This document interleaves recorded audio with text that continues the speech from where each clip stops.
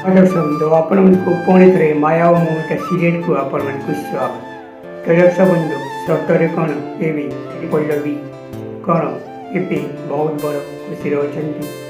ଆଉ ରୁକ୍ସା ଏମିତି କେଉଁ ପ୍ଲାନ୍ ଚଳାଇଛନ୍ତି? ଏବେ ରୁକ୍ସାଙ୍କୁ ସମସ୍ତେ ରାଗି ଯାଇଛନ୍ତି। ଆଉ ଏବେ ରୁକ୍ସା ତାଙ୍କ ମମି ସାଥିରେ ଏମିତି ପ୍ଲାନ୍ ଖୋଜିଛନ୍ତି। ଆଉ ତାଙ୍କ ମମିକୁ ସେ ପଲ୍ଲବୀଙ୍କ ଘରକୁ କାହିଁକି ପଠାଇଛନ୍ତି? ଏବେ ରୁକ୍ସାଙ୍କର ମମି କ'ଣ ସେମାନଙ୍କୁ କହିଲେ? ଆଉ ଏମିତି ଷଡ଼ଯନ୍ତ୍ର ରଚିଛନ୍ତି। ସିଧା ରୁକ୍ସାଙ୍କ ମମି ମହାପାତ୍ର ପରିବାରଙ୍କ ଘରକୁ ଫେରି ଆସିଛନ୍ତି।